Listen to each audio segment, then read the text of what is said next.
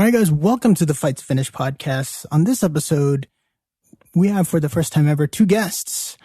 We invited two special friends who recently started a podcast over at Rogue Dynamics, and they are experts in fields way more advanced than what CC and I know about. So we found an opportunity to get them on, and we hope you guys enjoy this episode of the Fight to Finish podcast. Enjoy, guys.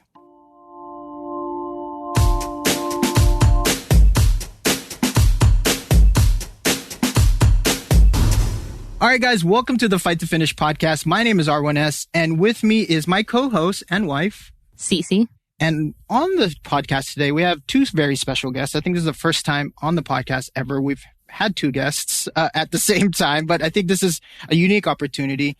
We have Logan and Ally of Rogue Dynamics. Your guys' podcast is Tier Lines, is that correct? It's Tear Lines. Tear Lines. I'm sorry. I apologize. Tear Lines. It's all good.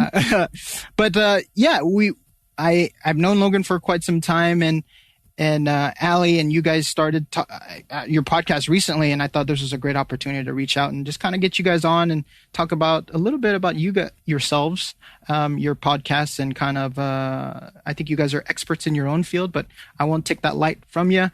Could you guys explain a little bit about who you are individually and kind of what you guys do? You don't mind? Sure. Ally, you want to go first? I'm always going to push it on to him. I'll start because he'll just try to push it back onto me. So my name's Ally. I live in the Washington, D.C. metropolitan area. I currently work in cybersecurity, got my master's degree from Johns Hopkins, but got my undergrad in political science from Arizona State, which is kind of a far from where I am now. For sure. I started out in politics and then slowly just kind of got into the government consulting world, started out in software development, did that for a little bit, went into cybersecurity policy for a little bit, went into the defensive side for cybersecurity for a little bit. Now I'm kind of working as a program engineer, I guess is my official title, but that means absolutely nothing, of course, and kind of just do it all at the moment. A little bit of programming, a little bit of cybersecurity, a little bit of development. And then on the side, I am currently studying for my OSCP. So for people that don't know what the OSCP is, it is a certification from offensive security, and it is a 24-hour exam. So I'm currently finishing up my first 90 days of coursework for it, which is all about basically hacking, red teaming, offensive security side of things. Yeah. Probably going to extend that training a little bit longer just because I haven't had the time to really sit down and focus as much as I'd like. But at the end of that, I'll hopefully come out with my OSCP and we'll go from there. But that's kind of my my quick and dirty about me with my work life. Personal, I race cars. I do autocross. I'm building a track car. What? I was rushing over to get off of my simulator to make some coffee and get up here so I could record this with you guys today. Well, thank you. But yeah, that's kind of, that's me in a nutshell. We could talk more about that. That's interesting with the Auto X. But anyways, yeah. Go ahead, Logan. Sorry. So I'm Logan. Let's see. What do I actually do? It's complicated. I pretty much just get to travel and, do what I jokingly refer to as marketing for the U.S. government or other entities at their direction. I think I've got, 24 years in the military total, a couple of combat arms jobs. Then I switched over to kind of this field, got a bachelor's in business, a couple of associates in intelligence. And right now I am working for the DoD in East Africa on violent extremist organizations. So that's do a little bit of everything. I used to be director of marketing at a telecommunications company. I've had a good time just kind of running around doing a little bit of everything. And then obviously we do a little consulting on the side, and then we've got Rogue as well. Yeah. When I approached you for this podcast, Cece was like, "What does Logan do?" And I was like, "Actually, I have no clue. He's kind of everywhere." And she's like, "How long have you known him?" I was like, "A couple of years now." And that's kind of, it's really good or really scary that I don't know what you do, but I don't care. It's not important to me, but now we have some sort of basis of, I guess, what you do, but I think in my head, I imagine you as like, what's that show? Jack Ryan? You just like go around. I think I'm going to stick with that image because I think it's far more exciting than what he actually does. Yeah, that's way more exciting. Yeah. I did do some time as a classically trained analyst with different agencies. And Jack Ryan's a great bit of fantasy, right? It's awesome. But I would say 8 out of 10 of my analysts, if I was like, hey, let's get in the car and go downtown, they'd be like, yeah, that's not my job. I'm going to stay here. But yeah. I think, obviously kind of, not obviously, but I think where our paths crossed was, I think when you were somewhat in the GORUCK space, somewhat back in the day. Correct me if I'm wrong. Yeah. Were you kind of spearheaded Trek or Jedburgh? Which one did you have kind of involvement both. in? Both. Okay. We worked on Trek, and then the last event when I was working for them that I did was Jedburgh 00. So, okay. And that was where the paths kind of diverged. Sure. They went more of an event style endurance thing. And I really was interested in teaching the skill sets and helping people understand their environments, as well as there's obviously a physical element to it that makes it better if you're stressed out, because then you understand what you're really going to do when your brain does the chemical dump. Yeah. But I wanted to focus more on skill sets, and I think they went another direction. But yeah, Trek was great, man. We had a blast. I wish I did it. The Vegas it was a lot of fun. So yeah, for our listeners, not viewers, you guys heard me talk about Jedburgh and how fun that was with the skill set, the class portion of it, which is what you're talking about, which you want to do more of, which is great because that was my favorite portion of it. And then the application side of it, obviously. But Trek was, the ones I was aware of were in Vegas, and Trek was pretty much like a snippet, if anything, of like covert operations and espionage. Since I didn't do it, kind of what was your intention around it? Like, can you kind of briefly explain what it was for people that are new to kind of GORUCK or don't know anything about GORUCK? Like what Trek was? Sure. Yeah. And they don't do the event anymore. Yeah. So I don't feel like I'm giving away their mystique or anything. But so Trek was kind of a crossbreed of an endurance event with some tradecraft, baseline stuff, as far as casing, dead drops, just stuff that you can learn open online, source. Nothing was going crazy. We weren't doing anything off the reservation or anything like that. And then you got a couple days of education portion classroom, and then we kind of threw you out and made you run operations. Oh, what? For a couple of days, nonstop. So it was the typical stress environment. Get them up at 2:00 and be like, "Hey, man, your guy wants to meet and do a dead drop. So go now." And they've got a plan. They've got to run the route. They've got to do their operation, and it was a good time. Yeah, it was a good time. We kind of evolved it from. Let's see, there was one in DC, there was one in Jacksonville, there was one in Vegas, and there were, I think, some other ones in between. But yeah, it was a great learning experience for people, and kind of gave them a taste of skills that are really sexy and romantic to a lot of people, as far as like Jack Ryan stuff or James Bond stuff. Or we have a saying, don't be JB, because you're not James Bond, Jack Bauer, Jason Bourne. For some reason, all the super spook movies have JB in the name, but that's funny. I never noticed. Give a little bit of a taste and run them out. Yeah. No, I think it's. I really enjoyed the class learn. I think, if anything, moving forward for CCNI that we implement in our just kind of wants in our own personal lives is to educate ourselves more so that we can be more prepared. I think with. In the previous episode that hasn't aired yet, for us, is that this pandemic has kind of bring to light a lot of opportunities, I like to say, in our own preparedness drills, right? I like to think CC and I have been kind of more prepared than the average couple or people. We do have bailouts. She, one of the things that attracted me about her is that when I met her, she was like, I want this, or I already have a go bag. I'm kind of prepared. And, since we live in California, and the Bay Area for us is is we are susceptible to like earthquakes, right? And wildfires now, right? So we do talk about things of being prepared and just taking classes. I think she approached me recently and was like, we need to take a firearms / medic class. Just be prepared. Like, we're not doctors, but if we can triage something real fast, that just increases our survivability, right? And so I think, you know, it's good to have podcasts such as yours, even to talk about the digital environment. I think that's kind of where, you know, the aim is with your guys' first few episodes with the digital security. Ally, question, in terms of how easy, well, I don't want to say how easy because I don't want to have people like, oh, I can go find that information.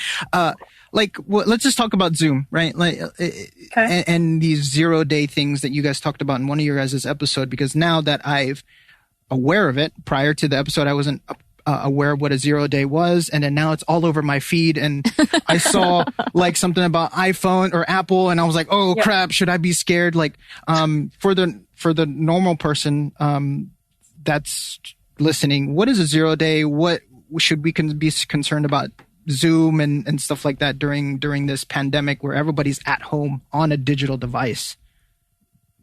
So for the average person, I don't want to say there isn't a lot to worry about with a 0-day, but as long as they're, you know, practicing good cyber hygiene, they're keeping their devices updated, patched, they have strong passwords, they have kind of all of the very generic things that you can do, like the very easy security mechanisms you can have in place, they probably don't need to worry about a 0-day. That's not to say that it's not going to happen, because as we've mentioned on the podcast, cyber will change day by day, hour by hour. I'll read something in the news and then 2 hours later, it's going to be something very different because it just evolves that quickly.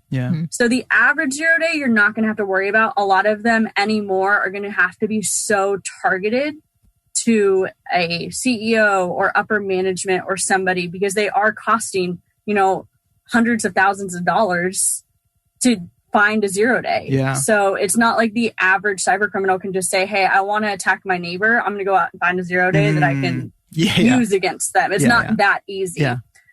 Really what people need to be more concerned about is these data breaches and having passwords and usernames that are out there on the internet, whether it be the dark web or whether it be, you know, on the open internet. Even with web crawlers, they're fairly easy to find. But if you have two-factor authentication set up and you have your secure password set up, it's less of a concern for you. So your information, even if your username and your password gets compromised in a data breach that you have no control over whatsoever, then as long as you have two-factor set up, they're still not going to get into your account. Got it. Yeah. So those are kind of the easy things for the average person. They do need to be concerned, of course. I mean, you're concerned walking down the street from a physical security standpoint. You never know if the person that that's walking across the street from you is crazy or not. It's just true. Absolutely. There's always something to be concerned about, no matter where you are and what you're doing. Yeah. It's just being aware. Yeah. No, absolutely. I think, I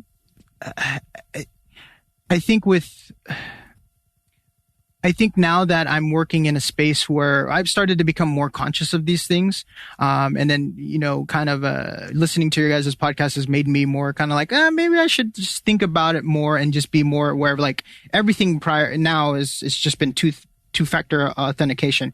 Now, granted, selfishly, I like some of the things you guys talked about in your podcast was keeping your password string not generic, but also keeping it as like a sentence that you can remember. I love that because I never thought about that.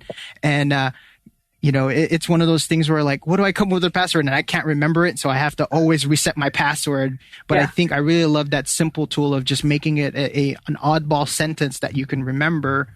So that way you can kind of gain access and turn on two-factor authentication with it too.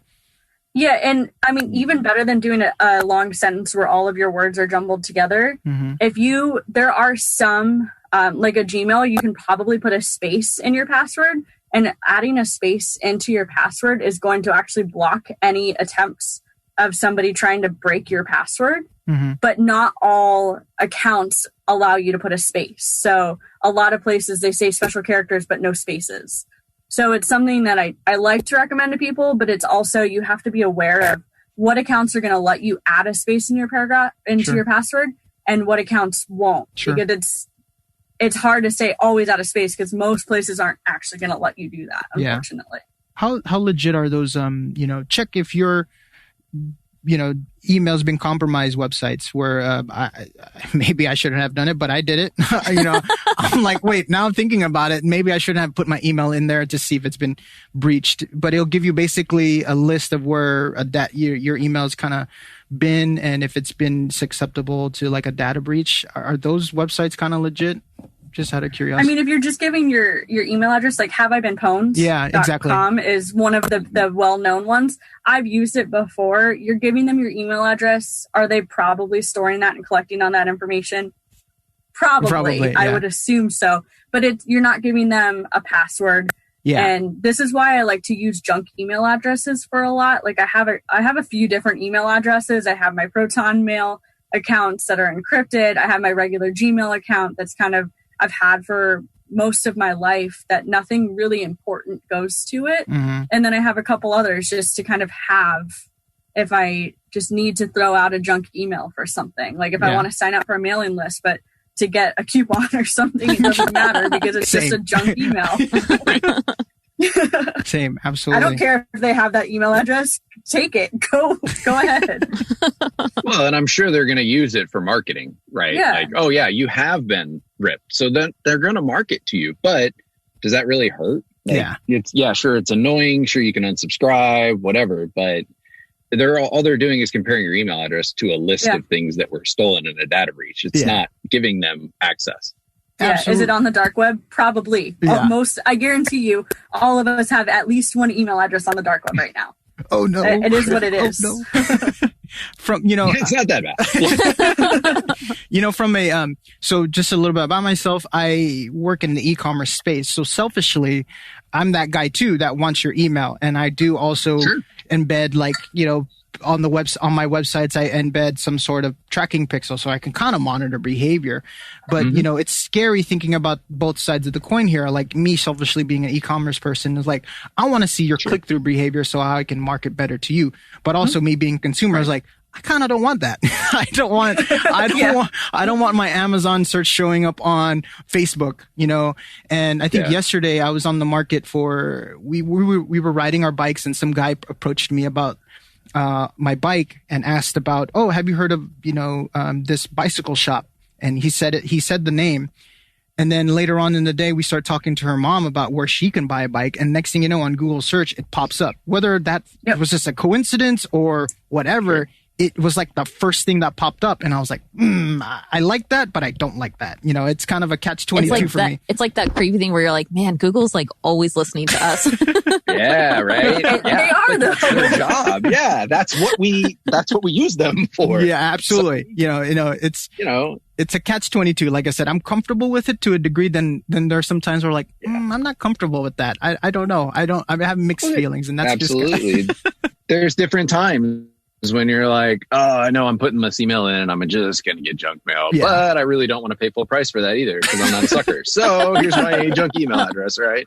And we all know it's going to come back and get us later. But for sure. Is it malicious or marketing? And that's the line, right? Yeah. You can take the same tools that we use for marketing. And that goes back to part of the reason that Ally and I teamed up for Terralines is Ally's got that cyber knowledge that I just don't have. I primarily interact with humans in horrible places that have flexible morality like myself and can do what needs to be done. But at the same time, I can be super squirrely and do all this really cool stuff to stay off the radar. And if my phone is broadcasting my location, it doesn't matter. Yeah. Right? Especially if you're looking at a foreign actor. Or my general rule for enemy activity on the public level is 10 years. So you've got a 10-year cycle before it hits mainstream. So now when people are hitting cartel drug houses for some of the enforcer types, you're finding those Magpul videos that were out, long time years ago. And years ago, sitting on shelves. They're getting training now. So that involves the threat knowledge. So we've been running cyber issues long enough now that you've passed that 10-year cycle. So now the average person can do things that they couldn't do before, which may be marketing, may be malicious. But if you take a lot of time curating your personal safety, why not work on your digital awareness and safety as well, right? Yeah. So, but on the flip side, really quick, just if we don't have that digital footprint, we don't have an email address associated with us, we don't have any kind of person out there on the internet. Yeah. I think that's even weirder. Why? I understand people don't want Facebook, they don't want Instagram, but if you're my parents' age, okay, fine, I get it. Like, my dad doesn't have Facebook. He's never going to have a Facebook. And that, I mean, it took me years to get him on an iPhone and actually learn how to text me or call me. But that's his generation. Yeah. But for people that are, you know, my age or a little younger, a little older, either way, they don't have a digital footprint. I'm wondering what they're doing, why they don't have one. It's very suspect. Correct. Yeah.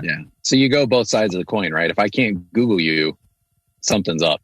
But at the same time, if I can, you don't want to go too far. Yeah. Right. Like we have this debate constantly. I don't like my face on the internet because frankly, I know people are selling your persona and your information and all that to get money. And I just don't think it's not something I like, right? It goes too far into that privacy.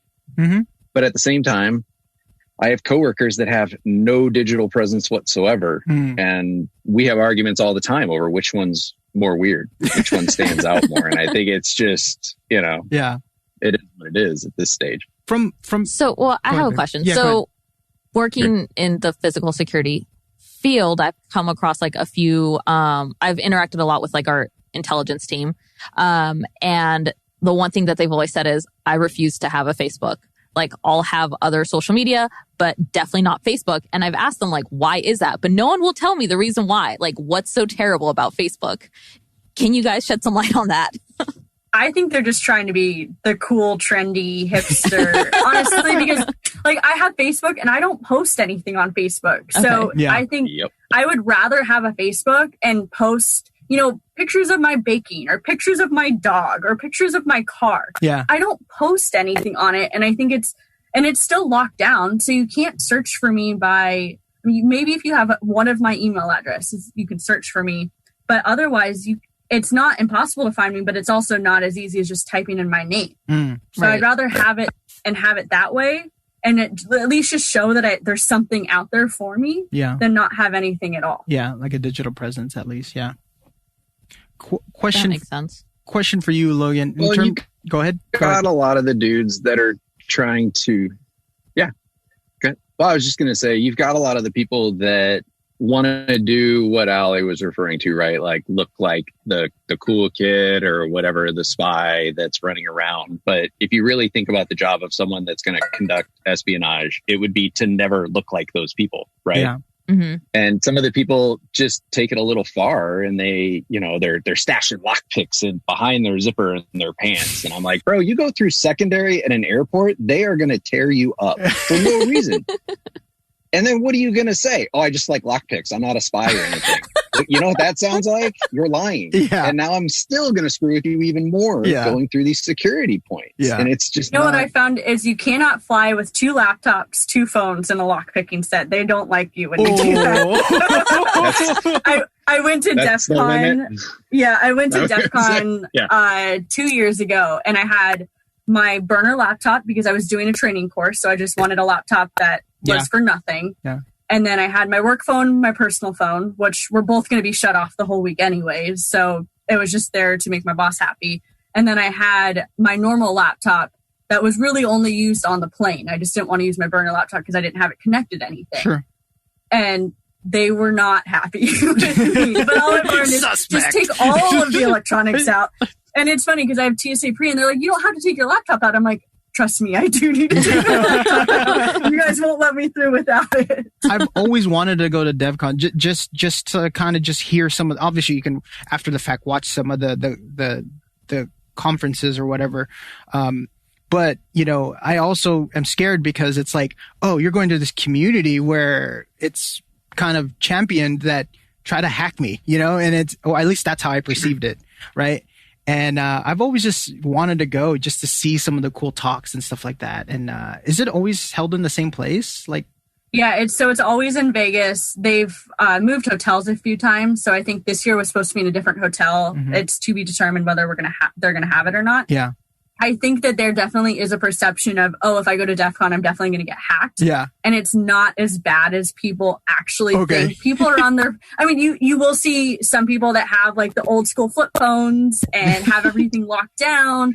But as long as you're not connecting to any networks, as long as you're not logging on your bank account, even over your just regular cellular connection, like it's not that bad. People are walking around with their iPhones, they're walking around with their MacBooks, their regular like laptops that are definitely not their burner laptops. They're walking around with their Apple Watches, and they do have a there's kids events.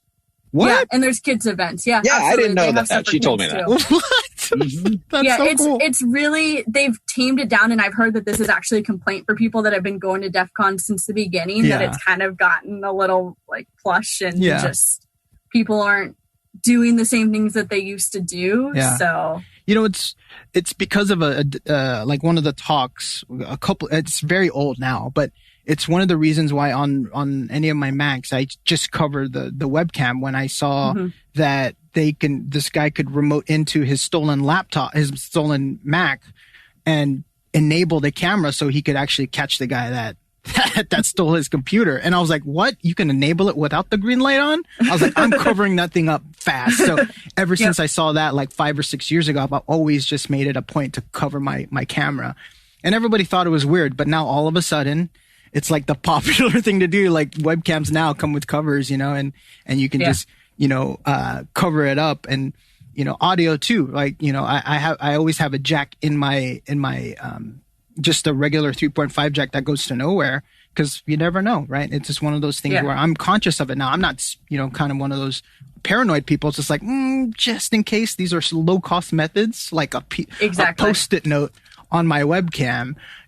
Just it's a simple mechanism. Having a headphone jack plugged into my computer just stops anybody from hopefully trying to listen. Not that I have sensitive data, but it's just those low cost methods. But kind of something that I want to ask you earlier, Logan, is I think from a social,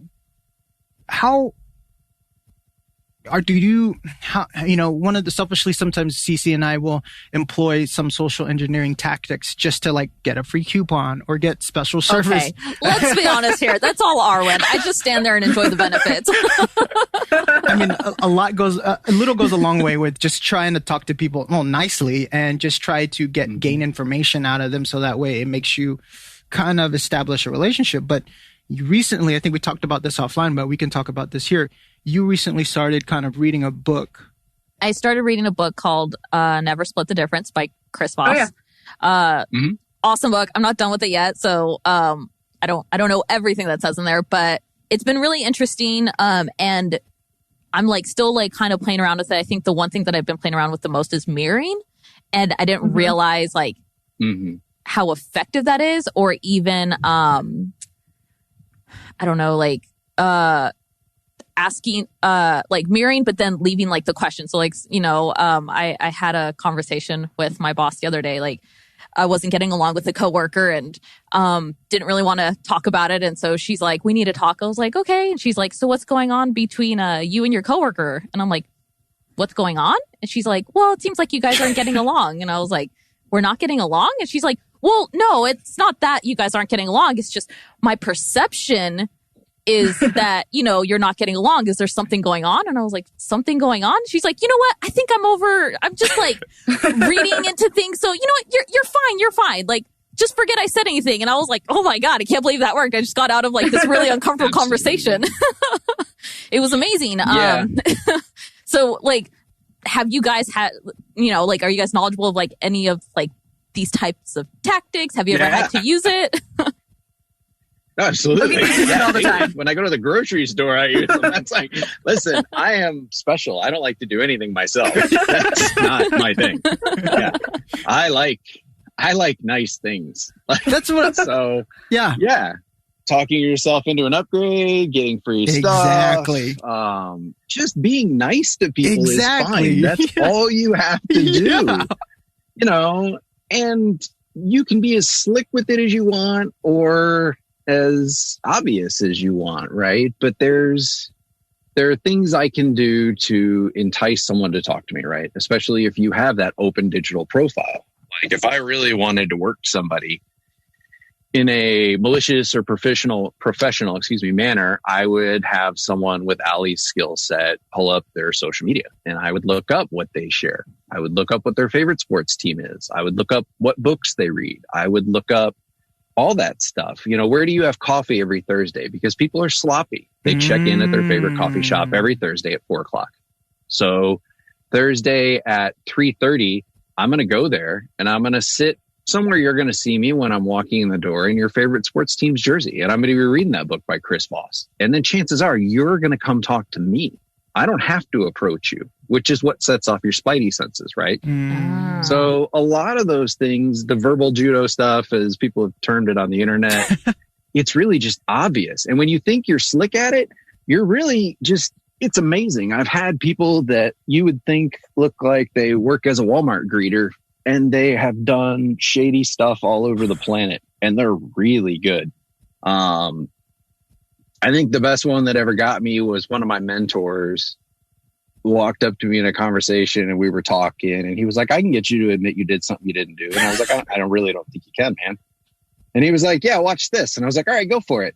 So we're having a normal conversation, and he looks at me deadpan straight away, kind of switches to that interrogation face and says, so was that the last time you beat your wife? So how do you answer that? If you say yes, you imply that you've beaten your wife in the past.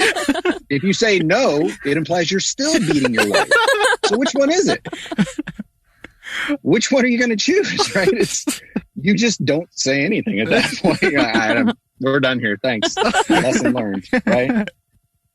But you can do those little subtle things that, you know, she talked about from work. I don't have to give you information. And that's what I would tell people to be aware of is when you leave a conversation, when you're walking back to your car, take a couple seconds and think about what information you gave them and what you got in return. Chris Voss is great at it. We had breakfast one time, and I got called out of the breakfast to another thing that I had to go take care of. And on the way out, I realized I gave that dude a ton of personal information and I got nothing from him. Nothing at all. I don't even think he told me what he liked for breakfast, right? And it's not intentional. It's not malicious. It's just the way conversations flow sometimes. They're one-sided, two-sided dynamic. But how much you give away is up to you. So if I'm an attractive female and I'm walking up to a door with an armful of stuff, speaking from the physical security standpoint, you're probably going to let me in. You're going to open up the door and let me go in. And that's just the way it is. It's politeness. We hold doors for people in our society. We take care of people. Yeah. So there are things you can do, and I don't think there's anything wrong with it, especially if you're having a good time. Like if you want to sneak a drink into a baseball game, put it in a baby bottle. Oh. Yeah. We can go talk in so clever. We can talk a little bit more offline stuff, like about the stuff that I've done that I kind of gloat about, but I'm not willing to share. But you know, and she's seen it happen, and she's like, "What? How? Why?" Anyways, we can talk about that offline. But yeah. So kind of along the same lines, if you're trying to protect yourself from like a stalker, you don't want your information out there, right? What are like little things that the average person can do without needing like too much technical knowledge to protect themselves? Stop. Nothing says you stop checking in. Yeah. So monitor your digital stuff, right? Don't post, I'm on vacation in Greece for my favorite book tour because I really love Harry Potter and Down with Muggles, or I love Taylor Swift because I think most of her music is about doing shady stuff, in my opinion. So obviously, if you come up to me and you start talking about Taylor Swift, I'm more inclined to join that conversation. Mm-hmm. But do I have to? No. You can point at your neck and act like you've got a sore throat and just walk away. Nothing, especially in today's society. Throw a mask on and cough a couple times and walk away. If they are actively following you, trying to talk to you still, something is amiss, right? Yeah. And then you can escalate your response as needed. Either walk away more, but it's not, the whole world has this, not the whole world. A lot of people online in communities have this whole, spy cosplay thing going on where they act like they want to conduct all this stuff that they really don't want to do. Like I was doing some consulting for a large auto parts company, and one of their guys was going to China, and he was like, well, what do I do if I see him following me? And I was like, nothing. What are you going to do about it? It's their country. Yeah. It's their government. Yeah. What are you going to do about it? Nothing. And if you act like you've noticed that they're following you, congratulations, you're now a trade spy, right? Like you know tradecraft, right? So now you've just made it worse for yourself. Yeah. Mm-hmm. Get new devices, go talk to somebody like Ally. Don't take your computer, only take the files you need, digitally wise going into China, but accept the fact that people are going to follow you, people are going to watch you, and that's okay. You're not doing anything. This isn't the movies where you need to go up and say something witty and they're going to do the cinematic chase through the city. It's not going to work that way. They have all the authority. And you have to understand that you can't just run your mouth in foreign countries. Right. I think, as she was talking about, and you were explaining some stuff, I think one of the last times I saw you was, during the TAD sale, like a handful of years ago. And I think Phil and the TAD team, they came up with this, what was this, scavenger hunt? I forgot what they called it. But I remember I was all in the TAD suit, right? I had TAD everything on, and I blended in with everybody else, but Cece was the oddball. Just looked like any other tourist in the San Francisco area. And so for that scavenger hunt, basically what it was is we all had these checkpoints that we had to do, and then you could gain points by completing the task, but also if you could, steal or whatever. They gave us extra points if you could steal something from one of the other teams. Me being conscious of I'm in the TAD suit, I deployed CC to go kind of scout out all the other guys in TAD stuff and try to gain stuff. And she was taking photos and we were communicating. It was the coolest. That was really early on in our kind of relationship when we did that. And we kind of really bonded off of that. I was like, oh, I can actually, she's on board with it and she's on. And it really showed that how conscious we were of things and how unconscious some other people were about their surroundings. And honestly, that kind of made me more attracted to her early on, was that she was on board with some of just personal security, and physical security and just being aware. And, now it's kind of, again, like I said earlier, it's just kind of a practice that we try to employ in our everyday lives. We're not perfect, obviously. Sure. We have a public profile. We're online. Our names are out there, know. But in the terms of, that's a level of acceptance that we have. But, it's I don't know. It was a random memory, but I also remember they handcuffed us. And I did not have my handcuff key. It's not in my bag. It wasn't in my pants. But she slipped out. And after that fact, we started teaching ourselves how to pick locks, just your basic locks, right? With the basic sear set. And, we every now and then we'll challenge ourselves, something we want to learn, whether it's let's solve a Rubik's Cube with using algorithms. It's just enhancing our brain activity. We feel to kind of increase our odds in whatever situation. We think outside the box or remember certain things. And that's why we constantly try to learn and try to learn from experts like you guys. But diverting from security for a moment, Ally, you said that you are into autocross, or as I remember, it's AutoX. What do you, and you do sim racing as well too? Correct. I see your GT racing chair. In terms of, are you on Discord? Do you like? I am. Okay. Yes. Well, what do you race physically in your autocross? What do you? So in autocross, it's a CSP car. So it's an NB Miata. Nice. And then I'm also building a track car out of an 03 Miata currently. Well, as soon as all this craziness is over. But the past couple years, I drove an STR ND. Oh, wow. Nice. I mean, yeah. So I used to just recently made the switch to SCR to CSP. So this was supposed to be my first season in the CSP car. No. my long, younger Arwen, when he thought he was going to be a racer kid, I used to have like a Mitsubishi Evo, and my splits weren't great. It was all stock. But anyways, that I always wanted to go back to kind of just, again, another challenge, a new skill set to learn or whatever. But I feel like my pocketbook, especially with a car like that, would be, I very much am aware of like, oh man, that's, Miata is, relatively easy to maintain, smaller car, smaller footprint, very nimble. Obviously smaller tire size than like, let's say an Evo, which had like a 19 or 17 inch wheel, so tires weren't, and it's all-wheel drive, so now I have to buy all four. But anyways, what do you race on sim, or what do you a little bit of everything. So I'm part of two, not leagues, but two races that we do consistently since all of this quarantine life has started. So we have a couple that we do as like pairs, as couples, and then we created an all women's kind of race we do every week too, just because a lot of our significant others are kind of hogging the sim all week. So we kind of gave ourselves one night where all the girls can get on together and just kind of, talk about whatever we want to talk about without the guys interrupting us. Nice. And then I just practice a lot. So earlier I was just kind of driving. So I was driving Lime Rock and the NC Miata, and I'll do some of the official iRacing races every once in a while, usually not on weekends because it's kind of just a mess out there. Are you finding a lot of people getting into sim now that they're home a lot more or can't go physically drive at these, little more physical events? Or have you seen that uptick in your opinion? I think a lot of people have always been on their sims. Like I had my own sim for a while, but recently sold it just because there was no reason to have two sims. It was kind of silly.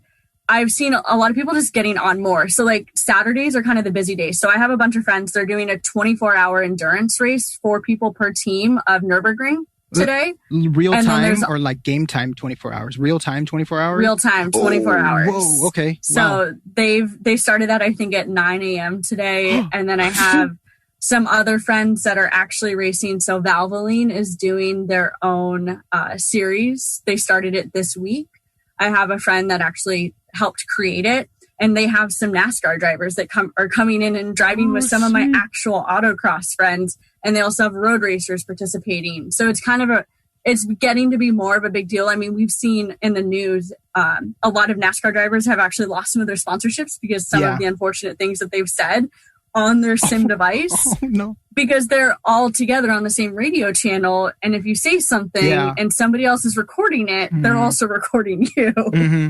And so it's kind of interesting to see how the esports has kind of risen so quickly. Yeah. SCCA has several leagues that they do.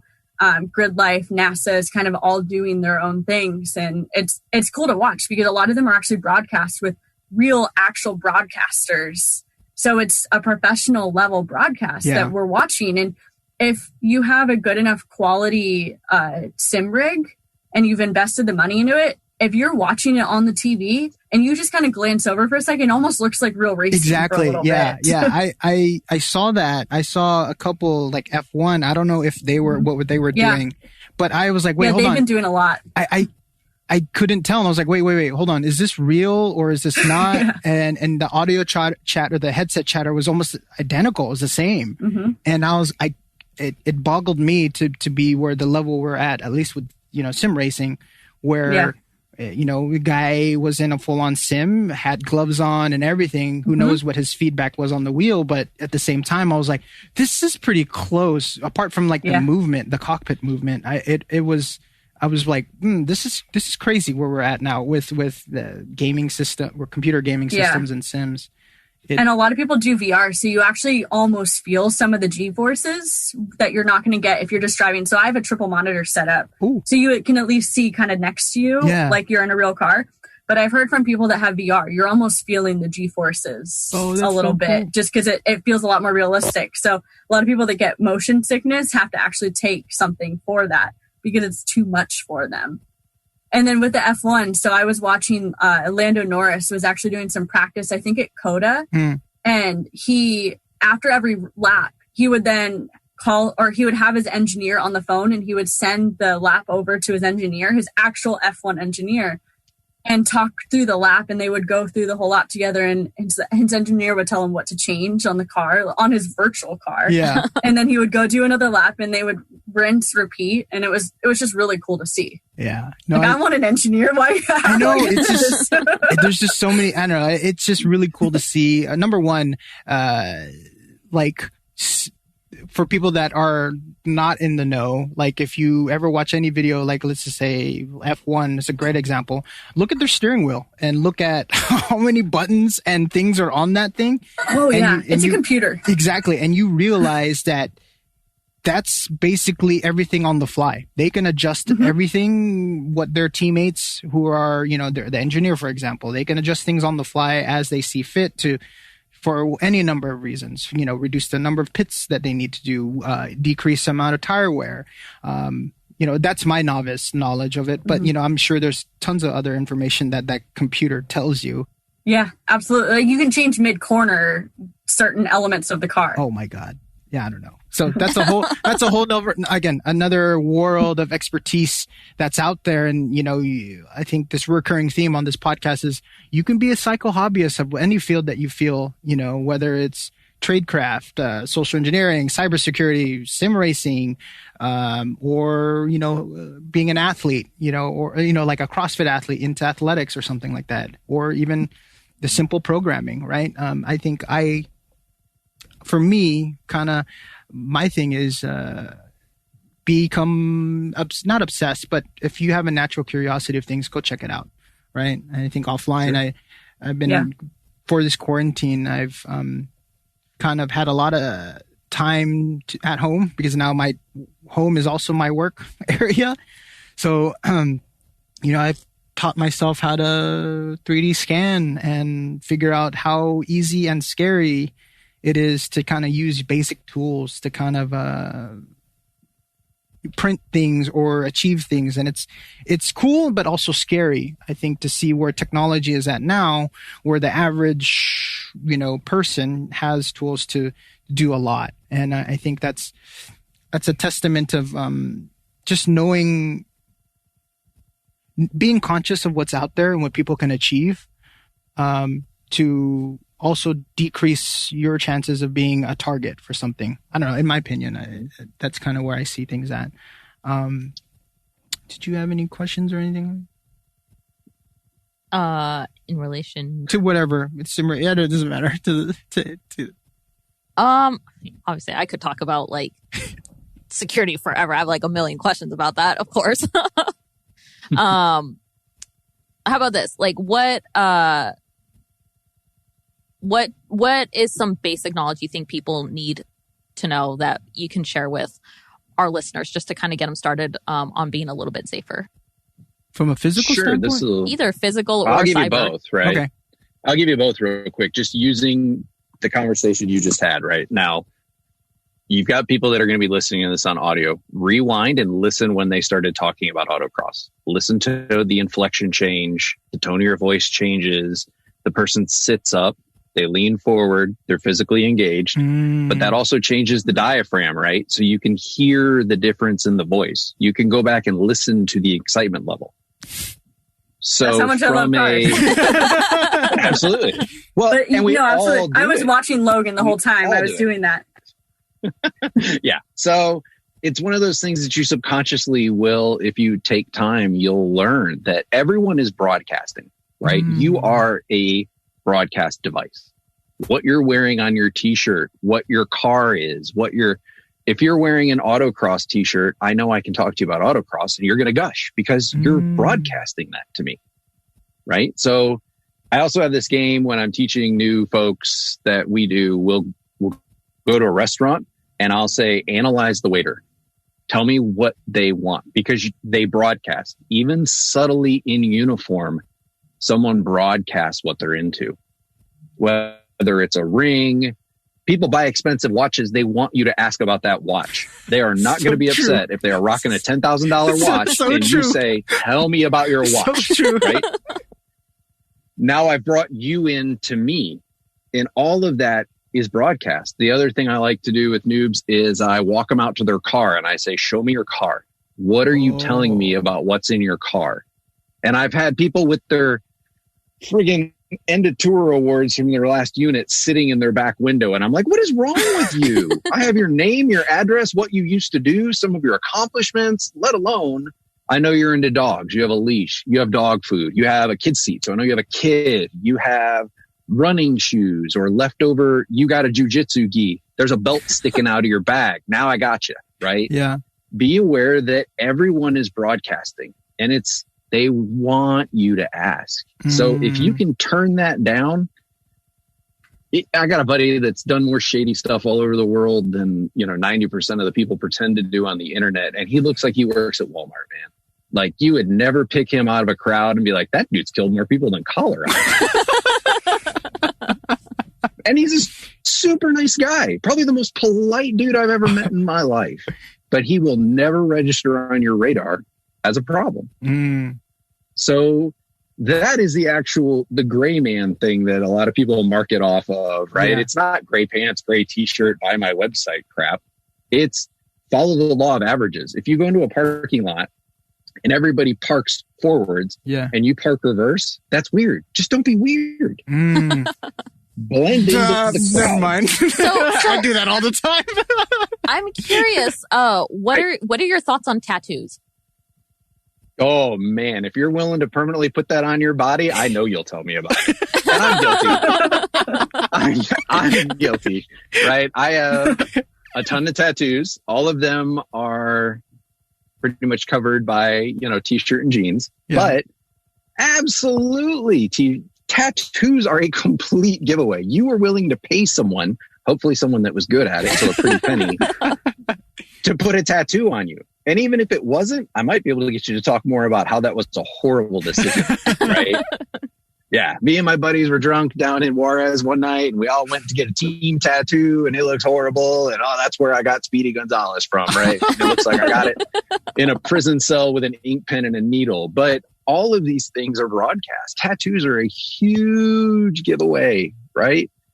Everybody, when we were doing Trek, and you kind of touched on it with the event in the Tad Dog Patch show, which they flew me out to cover for the website. And the people running around were in Tad suits. Same thing with the GORUCK event. I sat in the lobby for Trek and I just watched people check in with bags. Oh, you have a GR1? You're probably here for me. Right? And they don't know me. Yeah. Let alone I had already gotten into their Facebook group with a fake profile and started trolling them anyway. But I was on like half their teams anyway. But I just sat there and took pictures of them all. And then halfway through the class, I'm like, and here's all of you checking in right now. These are your pictures, right? I know who you are based off what you're wearing. So if you go out and you buy the gray man tactical outfit, I know you're trying to blend in. So now you've just made yourself a target. The object is to just disappear and not be the one that was worth robbing for the guy on the street. From the personal security standpoint, don't have a personal license plate that says, I love diamonds. Well, chances are, if I rob you, I'm going to get a diamond. Right? Yeah. Stickers on cars. Yeah. Oh, you've got a from my cold dead hand sticker on your car. Well, I can probably break into your truck and get a gun. Yeah, exactly. I mean, it's all out there. And that's just tattoos are, that's beautiful. Yeah. So I'll admit, I don't have any tattoos and I never intend on getting one.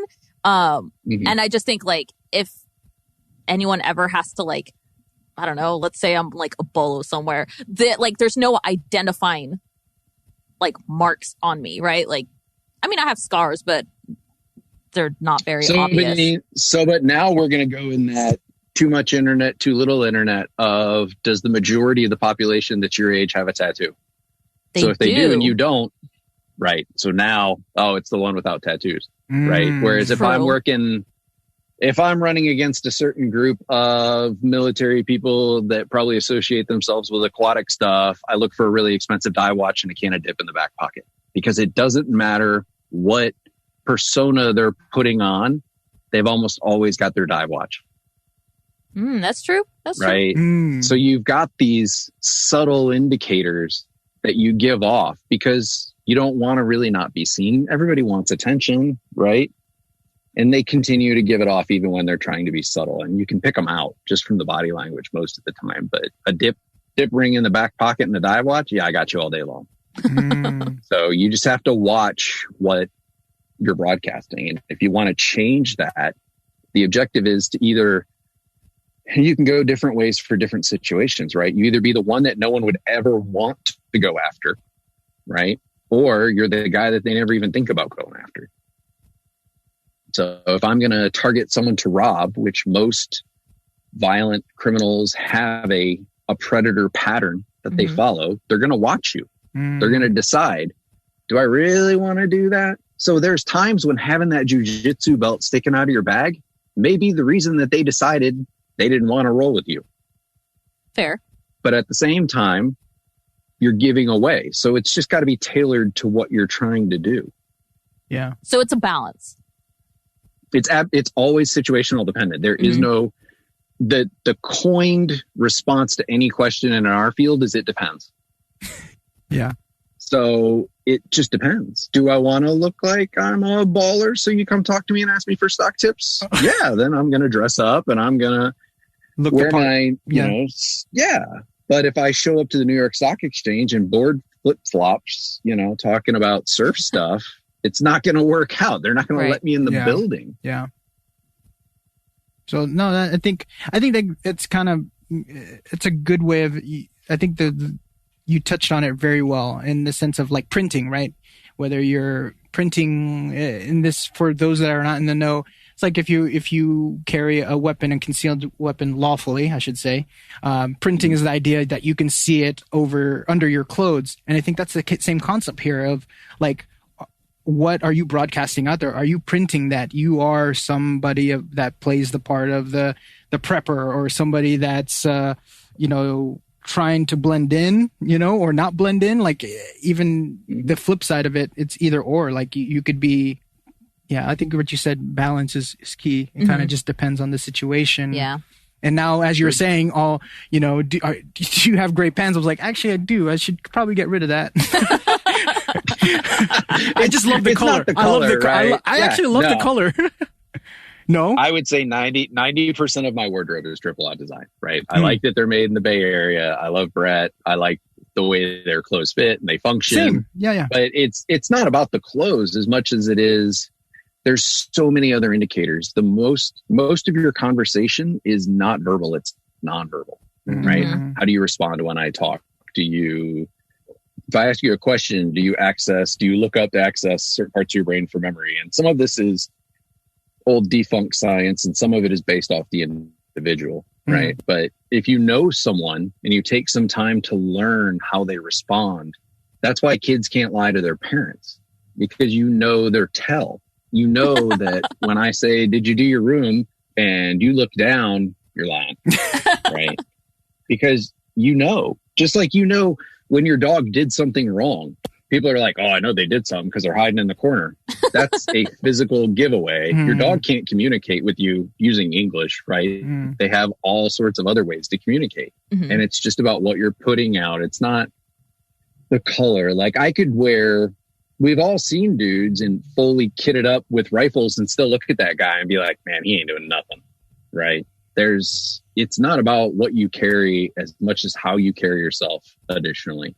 Yeah. So you can have, perfect example, Affliction t-shirts. I loathe the Affliction bro stuff. I hate bro stuff, period. But dude's walking around in an Affliction t-shirt 90% of the time, he's never been punched in the face. Right? But if I see a dude walking around in a Gracie Jiu-Jitsu black belt seminar t-shirt, I'm probably not going to go up and punch him in the back of the head. Yeah. Right. Because that might be not what I wanted to get into that day. Yeah. Yeah. So it's fair. just, or he could be a poser. I mean, I could look at him and say, there's no way that dude rolls. Right. Yeah. And right. It's all about both sides of what you wear balanced with how you act. Yeah. Absolutely. And then, Ally, is there something that you can add from like the digital landscape? What are some things people can do to kind of just stay safe, especially now with more quote unquote data breaches being more apparent, and some of that information, as you explained, being a little bit more, I mean, there's at some point there's probably our information on the dark web, like you said earlier. What are some things people can do, in addition to the two-factor authentication? And I guess kind of piggyback off what Logan was saying, what you broadcast out there, what from a digital sense, what are some basic things people can do, if any? Most of it comes down to just thinking about what you're posting, what you're doing, where you are, what you're connecting to. It's all the same things that we think about in the physical world. Are we going to go down to the shady neighborhood and just walk around for fun? Yeah. It's the same thing. Don't, walk around the shady internet just for fun. Okay, I will stop. You can have things set up where like your McAfee can tell you whether a website is safe or not. Is it going to be 100%? No, it's never going to be 100%, but it's at least a start. So like we had said, like two-factor authentication is one of the easiest things to do. Have secure passwords. Be mindful about what you're posting. Like, I also don't really post pictures of my face on the internet. I also don't like having my last name broadcast out there on the internet. Is it still easy enough to find a picture of me? Probably. You can probably easily get my last name also. But it's easy and it's hard enough for people that if somebody's mailing me something, that a friend that I've talked to on Facebook or something, they have to ask me what my last name is so they can actually send me a package, because it's not just out there. And that's all I want. I'm not trying to hide it from the world, because that's damn near impossible, but it's not super easy for somebody to just say, okay, here's a picture of her. Here's everything about her. Yeah. And I'm just trying to make it just a little bit harder. So I think about what I post. I've said many times, have a VPN, have some sort of antivirus set up. These are all easy things for the average person. Sure.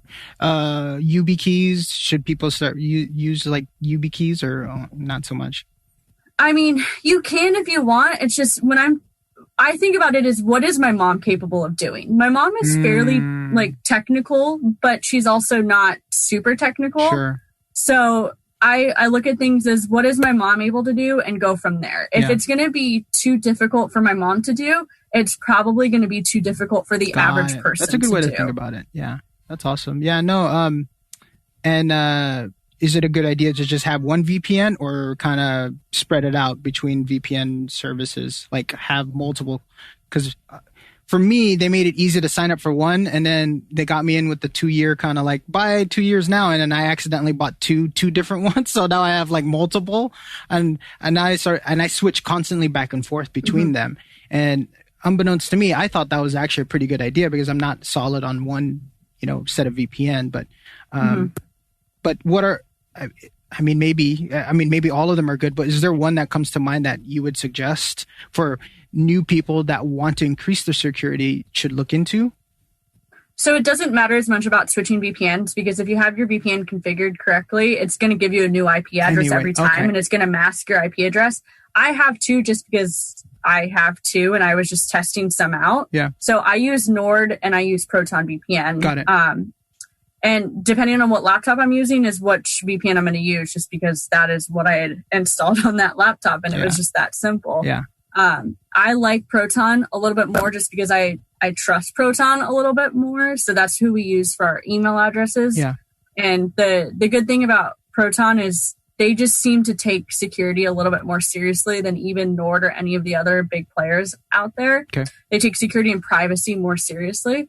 Nord is good. It's still great. I like using it. That's kind of what I used for a really long time. It's what I used when I was writing my master's thesis, and I needed to go to Russian websites because I was writing my thesis on Russian cyber warfare. Dang. And a lot of the things, if you're looking at it from a normal US IP address, they're not going to give you the same information as if you're looking at it from a Russian that IP. Makes sense. So I would go and pretend I was in Ukraine or wherever and get much better information for my research.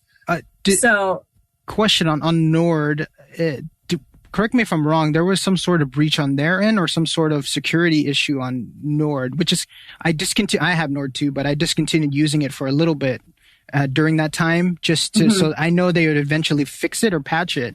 But should we be concerned, or what was that breach, or what was that issue they had maybe a year and a half ago?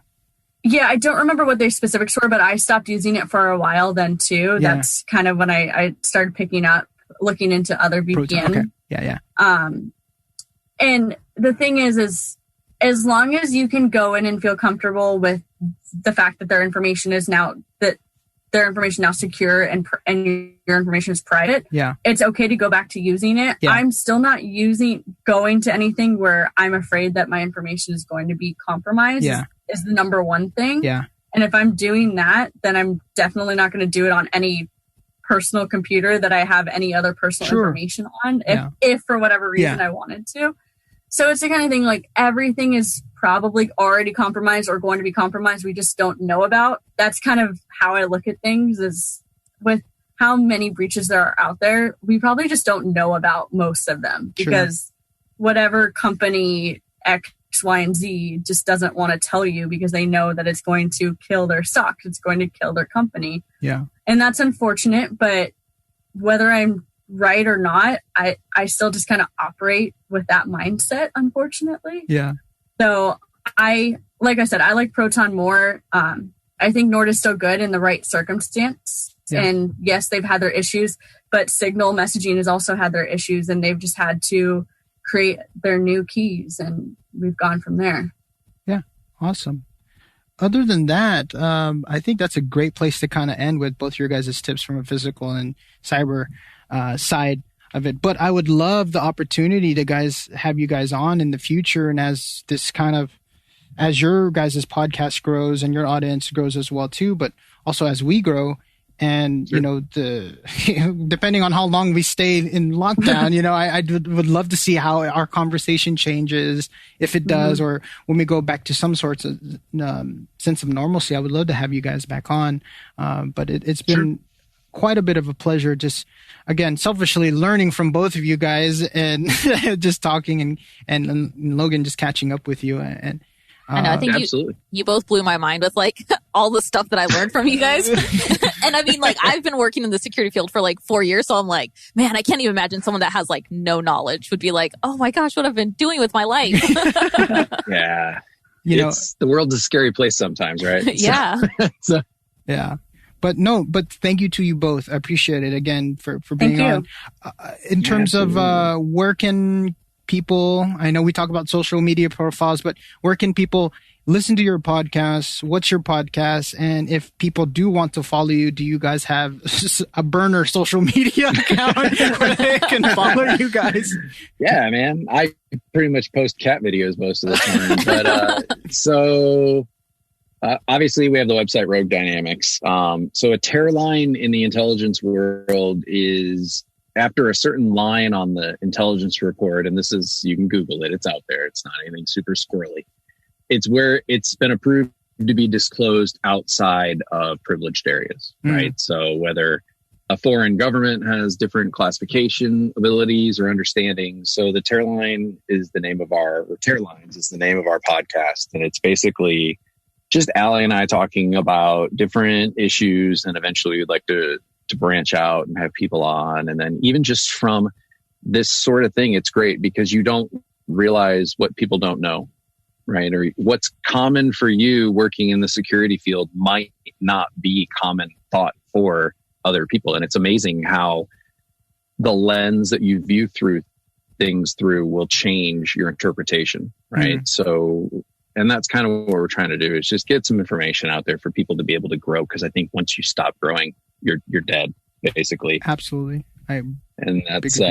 So that's Rogue's thing. It's never been about profit. It's never been about glory or anything like that. It's kind of really low key. But it's basically just to get people out of their comfort zone. Like, we did skydiving events. We're going to do some training courses if I ever stay in one spot for more than 20 minutes. And that kind of stuff to help both professionals and people that are just staying at home doing nothing. I mean, you still have a threat pattern, right? You still have the same things that apply that I use when I'm working in a hostile nation apply when I'm working in a shady part of town, right? And you can go through those areas without even realizing it really quick. You know, I think when I was there at TAD, Brett and I were walking around and we were walking and we're just talking at night. And we walked right up to the Hells Angels clubhouse that's down there.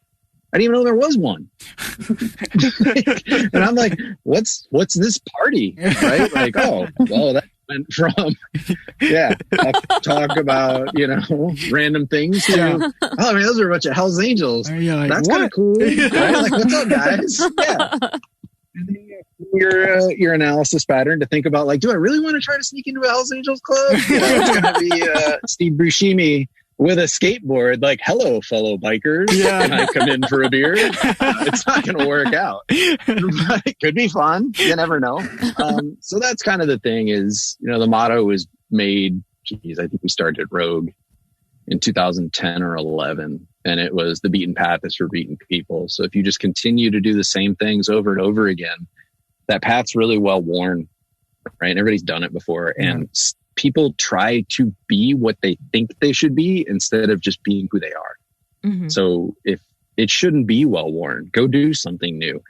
I'm loving this being here, chilling, work from home state that I'm in. I've gotten back into sewing masks and pouches, and I worked on brushing up on my lock stuff. I've gotten to catch up with a ton of friends, and I'm even working on sourdough baking like everybody on the internet right now. So it's a mess. Yeah, I accidentally used powdered sugar instead of flour for the first day. Oh no! Yeah. Super smart, zero common sense. Yeah.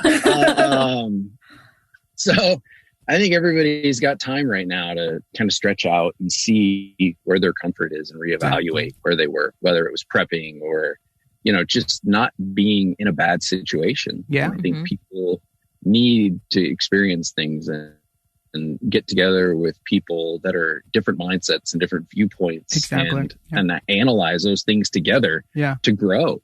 So that's kind of what Rogue is. So we've got, obviously on Instagram, we've got Rogue Dynamics. On Facebook, it's Rogue Dynamics. The podcast is on Spotify and iTunes. I don't really put a lot on Facebook, to be honest with you. On my public Facebook, it's like cat videos and dog pictures. That's about it. And Ally, is there, can people... Did you want to add any social media to that? Yeah, so I have a website that I kind of just write random cybersecurity like tips and ramblings. That's allymarie.net. It's ALLYMARIE.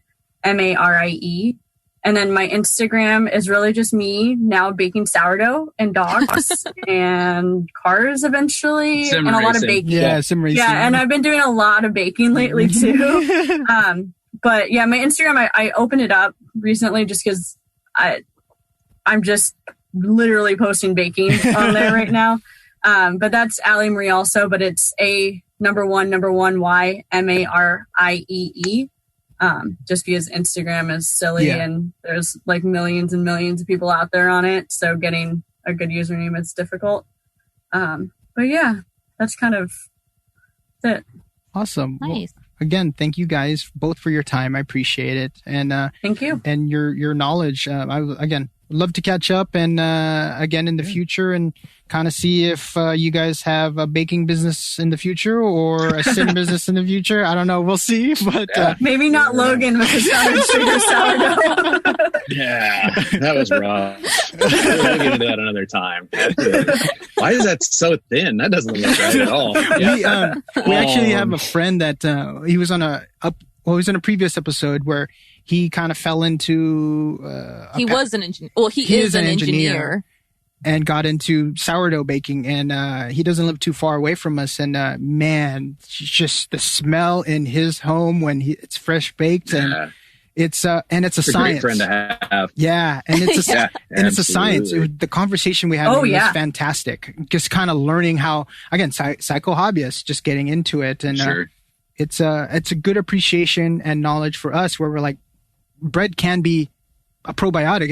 It can be healthy. It can be like something that you can incorporate. And I was like, I had this stigma. I was like, it's just more gluten and whatever. And I'm like, man, when I eat his bread though, it's amazing. Right? Mm-hmm. Because it's homemade. it doesn't have all those chemicals, man. Exactly. Yeah, there's nothing better than homemade bread. I just made sourdough for the first time a couple weeks ago, and I made another batch this week. And having my fresh sourdough compared to just any store-bought bread is just, it's so different. It's so world different for sure. It's amazing. So yeah, there's all sorts of fun stuff that people do with like the sourdough and sewing, and it's always funny to see like how many of these huge tough guy prepper dudes on the internet, and I'm like, but can you sew? And he's like, I don't need to know how to sew. And I'm like, well, when your $400 cry pants bust out the crotch, what are you gonna do? Exactly. Or when you can't get food in the zombie apocalypse because you can't break bread and you don't know how to farm, what's really cool? Well, I'll just shoot people and take their crops. Well, those wear out eventually, bro. Like, you can do that once or twice. My zombie team's got a sower, a farmer, a baker. We're going to be living fat. Yeah. We're going to gain some weight. It's going to be great. Yeah. We're not doing that. So absolutely stretch out on skill sets anywhere you can. Absolutely. Anytime you guys have questions, feel free to hit us up. I'm sure we'd love to come back and talk more. Absolutely. Awesome. With that, thank you very much for you guys' time, and we'll see you guys on the next episode of the Fight Finish podcast. Yeah. Thanks, Bye, guys. Thank you. Guys. See ya. See ya. Boy, that was a great episode. And please go check out Logan and Ally of Rogue Dynamics Tear Lines on their podcast, available on Spotify, and I believe Apple Podcasts is now as well too.